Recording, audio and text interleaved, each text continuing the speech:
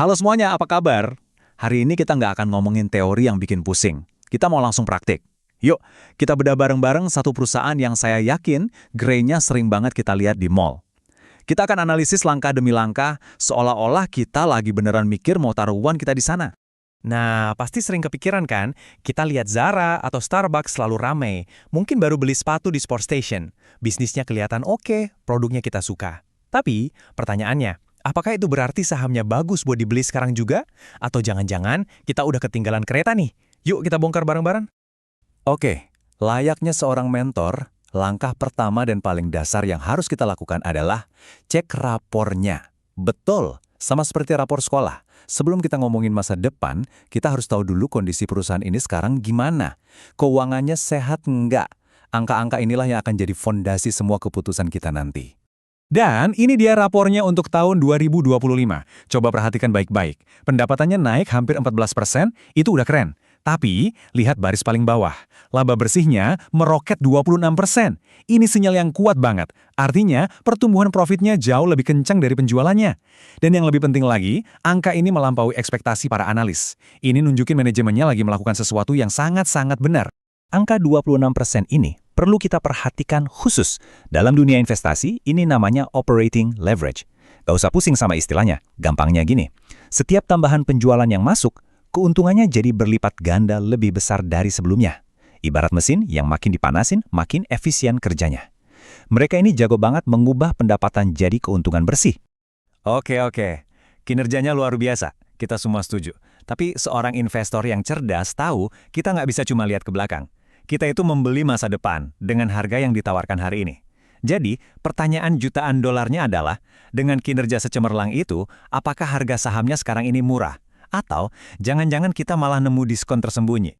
Nah, buat jawab itu, kita pakai alat ukur andalan investor, namanya Forward PE Ratio.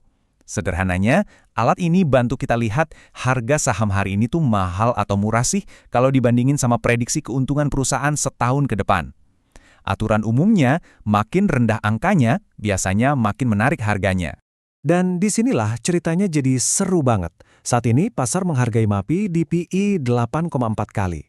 Padahal kalau kita lihat rata-rata 5 tahun ke belakang, pasar tuh biasanya rela bayar di 11,4 kali untuk saham ini. Gampangnya ini tuh kayak Anda nemu barang branded yang biasanya harganya 1,1 juta, hari ini lagi dijual 840.000 aja. Kita lagi lihat potensi diskon yang signifikan dari harga wajarnya secara historis.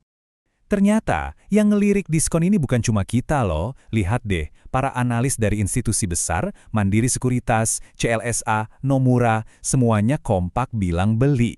Dengan harga saham sekarang di sekitar Rp1.205, target harga mereka itu berarti ada potensi kenaikan puluhan persen. Ini adalah sinyal kepercayaan yang sangat kuat dari para profesional di pasar. Perusahaan bagus dengan harga murah, itu menarik. Tapi, yang bikin sebuah investasi jadi istimewa adalah kalau perusahaan itu masih punya mesin buat tumbuh lebih besar lagi di masa depan. Jadi, yuk kita intip dari mana aja sih MAPI bakal dapat bahan bakar buat lari lebih kencang lagi? Wah, ternyata mesinnya ada 3 dan semuanya siap ngegas. Pertama, mereka ekspansi ke luar negeri, jadi nggak cuma jago kandang di Indonesia. Kedua, ini yang seru.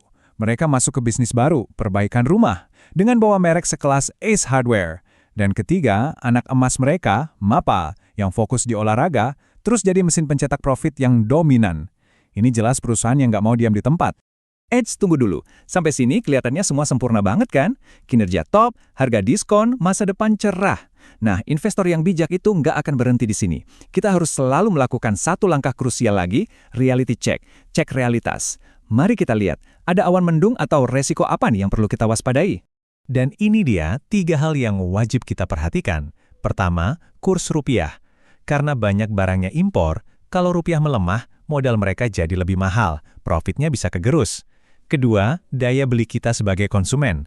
Ada sinyal kalau kelas menengah, target pasar utama mereka, mulai ngerem belanja.